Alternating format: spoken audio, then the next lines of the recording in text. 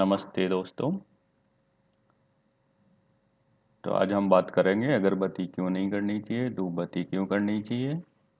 तो कृपया चैनल पे अंत तक बने रहें इसके रासायनिक प्रभाव देखने के लिए जो दो अलग अलग वैज्ञानिक शोध में पाया गया है। कृपया चैनल को लाइक शेयर सब्सक्राइब करें।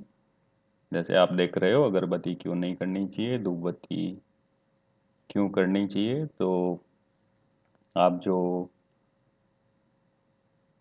बाएं हाथ की तरफ देख रहे हो वो धूप बत्ती है और दाहिने हाथ की तरफ अगरबत्ती का एक फोटो लिया गया है।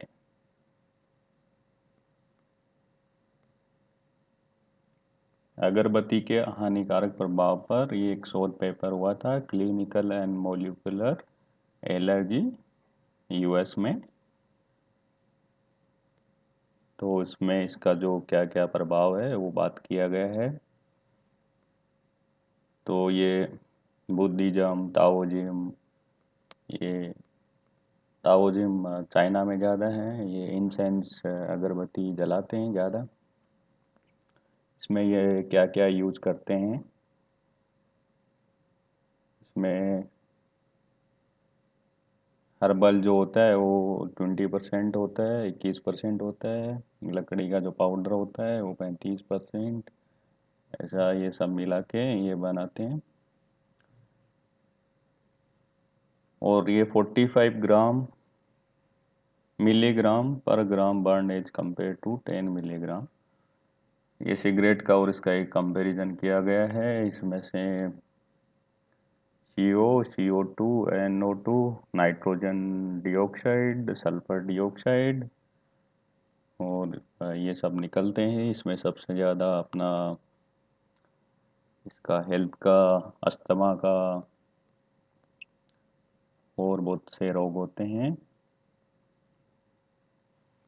तो ये sulphur dioxide SO2, nitrogen dioxide NO2, ये हेल्थ अपना स्वास्थ्य पे क्या प्रभाव डालते हैं। तो इसमें ना जो हृदय रोग हैं वो बढ़ते हैं, अस्थमा की बीमारियां, जो सांस की तकलीफ होती है वो सब बढ़ते हैं। इसमें से ये DP इमिशन जो प्रदूषण होता है वो 16.365 16.365 माइक्रोग्राम पर क्यूबिक मीटर होता है। ये कोई भी जलेगा पदार्थ तो उसे थोड़ा धुआं तो निकलेगा। और ये तो क्या है, आग नहीं है, खाली हम लोग आग को तो बुझा देते हैं। और आजकल ये मंदिरों में भी ज़्यादा हो रहा है, तो इसको हमको इससे बचना चाहिए। ये आप ऑनलाइन जो था क्लिनिकल एंड मोलिकुलर एलर्जी पे जाके इसको डाउनलोड कर सकते हैं। फिर ये धूपबत्ती का प्रभाव पर शोध पेपर ये जयपुर में हुआ था और international journal of scientific and engineering research में छपा था 7 जुलाई 2020 को। ये आप सर्च कर सकते हैं, एंटीबैक्टीरियल एक्टिविटी ऑफ हर्बल गऊ धूपबत्ती as an air purifier and. तो ये क्या बता रहे हैं कि जो एंटीबैक्टीरियल, जो बैक्टीरिया के प्रभाव को कम करती है, वो गाय के गोबर, गौमूत्र और कई हर्बल अपना जो औषधीय पदार्थ होते हैं, प्लांट पौधे होते हैं, उनके पत्ते लिए जाते हैं। तो ये भी आप डाउनलोड कर सकते हो इंटरनेट से। अभी ये जो इसमें क्या सामग्री और कैसे इसको बनाया गया है वो बताए गए हैं। तो ये देखो, जो पौधे हैं उनकी पत्तियों का पाउडर बनाया गया है, जिसमें नीम, जामुन, अर्जुन, भद्राक्ष, चंपा, हजारा और सूखी पत्तियों को और जो फूल होते हैं उनको पीस लिया गया। फिर इसमें गाय का गोबर और गौमूत्र, ये कहाँ से लिया गया? यूनिवर्सिटी कैंपस से लिया गया था। इसमें दो टाइप के मिक्सर बनाए गए थे।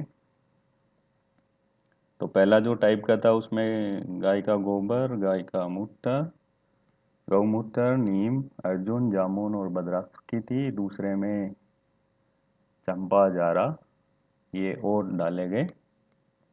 तो इसमें कितना लिया गया ये क्वांटिटी भी लिखी हुई है, आप घर पे ही बना सकते हो इसको।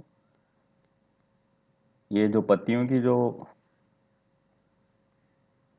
मात्रा है वो 100 ग्राम है। बाकी 850 ग्राम गाय का गोबर है। गौमूत्र है 500 ग्राम।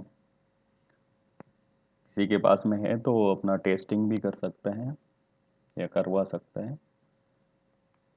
ये धूप बत्ती के फिर इन्होंने प्रभाव बताए, तो ये एक लैब में किया गया था।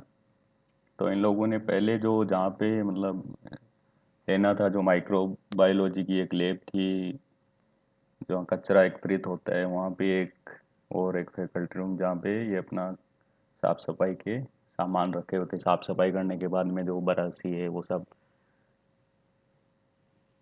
तो इसमें जो मेथड यूज़ किया गया वो एक प्लेट को वहाँ पे रख के उसमें लेके जाके वो उसका एक प्रोसीजर होता है, वो फॉलो करके जब उसका कॉलोनी मतलब कितना वो हो गया तो उसको काउंट नहीं कर सकते। लेकिन जब दूसरे में देखो आप, उसी जगह पे 10 मिनट ये धूप बत्ती जलाई गई, फिर 10 मिनट तक वही सेम सैंपल लिया गया। तो इसमें जो बैक्टीरियल कॉलोनी थी वो थे 20, 25 बाई 20। और जो 2 नंबर का जो था जिसमें चंपा और हजारा का पत्तियां और फूल थे, उसमें 27, 25 और 26 कॉलोनी काउंट की गई। तो कृपया गाय को बचाएं और धूप बत्ती का घर पे ज़्यादा से ज़्यादा प्रयोग करें, जो हमें अभी तक जो पता चला है। और अगरबत्ती का बिल्कुल प्रयोग नहीं करें, क्योंकि हमारे और भी जो भी है उनमें जो बांस होता है, तो अगरबत्ती में बांस आता है और बांस को जलाया नहीं जाता। ये सनातन और हिंदू धर्म की मान्यता है। तो कृपया गाय को बचाने में सहयोग करें, अपने मित्रों के साथ में शेयर करें, लोगों को बताएं, जिससे कि वो भी फायदा मिल सके उनको भी। धन्यवाद।